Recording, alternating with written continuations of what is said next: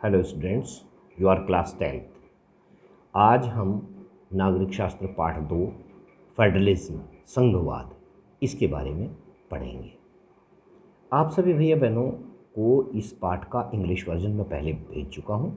आज हम हिंदी वर्जन के बारे में पढ़ेंगे। संघवाद क्या है, भारत में संघीय व्यवस्था कैसे है, संघीय व्यवस्था कैसे चलती है, भाषाई राज्य कैसे हैं, भाषा की नीति क्या है, केंद्र और राज्य के बीच में संगम क्या है, भारत की भाषाई विविधता कैसे है, विकेंद्रीकरण ब्राजील का एक प्रयोग।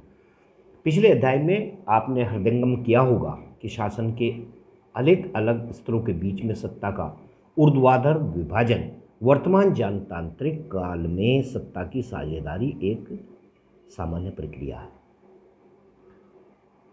हम सत्ता विभाजन के स्वरूप की व्याख्या करेंगे। सामान्य भाषा में इसे ही संघवाद कहा जा सकता है, जिसमें एक जनतांत्रिक व्यवस्था के अंतर्गत भिन्न भिन्न क्षेत्रों का परस्पर मिलकर रहना और एक लक्ष्य की प्राप्ति के लिए प्रयास करना।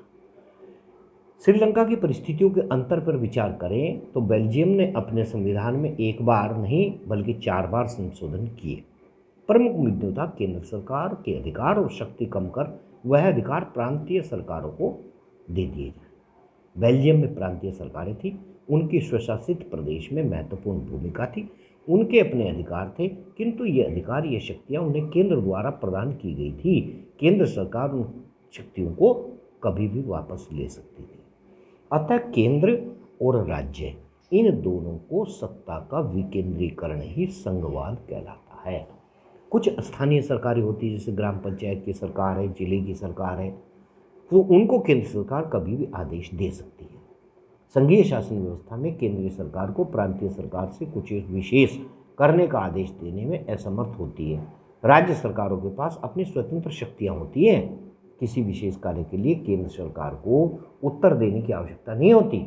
दोनों ही प्रकार की सरकारें अपने अपने स्तर पर जनता के प्रति उत्तरदायी होती हैं। यानी मूलभूत जो विषय है वो है जनता का विकास। संघीय व्यवस्था के अंतर्गत सरकार 2 या 2 से अधिक स्तर की हो सकती है। भिन्न भिन्न स्तर की सरकारें एक नागरिक समूह पर शासन करती है, किंतु कानून का निर्माण करने, सुविधाएं प्रदान करने, टैक्स लेने, अन्य अधिकरण, प्रशासन संबंधी क्रियाकलापों का उनका अपना अपना व्यक्तिगत क्षेत्र है। विभिन्न स्तर की सरकारें अपने अपने अधिकारों के लिए अपने देश के संविधान के अधीन होती हैं। उनके अधिकार उनके कर्तव्य क्षेत्र में संविधान में वर्णित है। अतः संविधान सरकार अस्तित्व और प्राधिकार की सुरक्षा के प्रति उत्तरदायी होती है।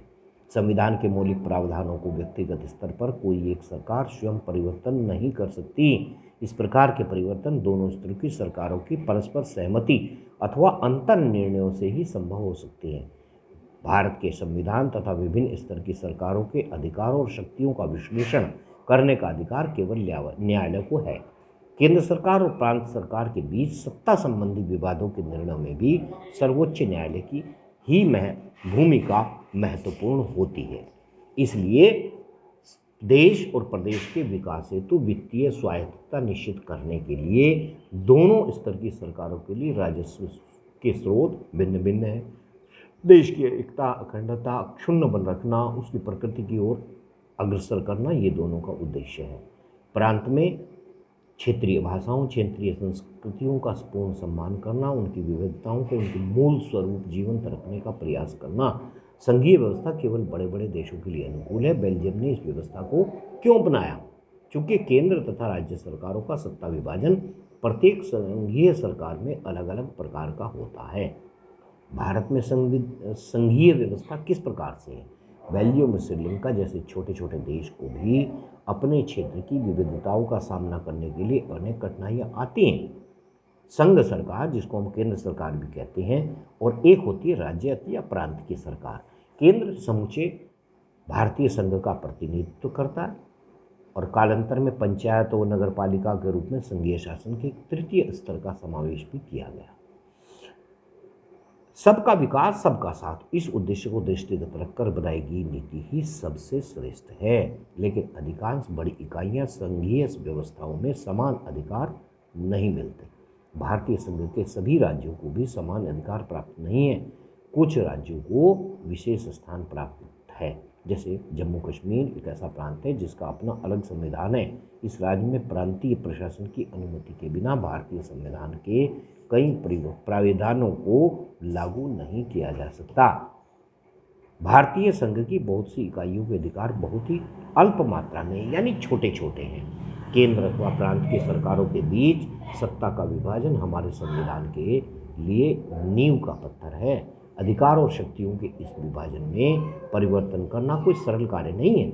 व्यक्तिगत रूप से संसद किसी व्यवस्था में परिवर्तन नहीं कर सकती।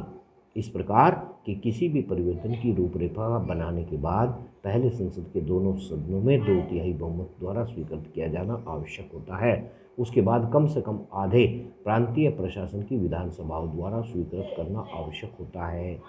संवैधानिक प्रावधानों और न्यायिक क्रियान्वयन को देखरेख में न्यायपालिका महत्वपूर्ण भूमिका निभाती है। संघीय व्यवस्था कैसे चलती है?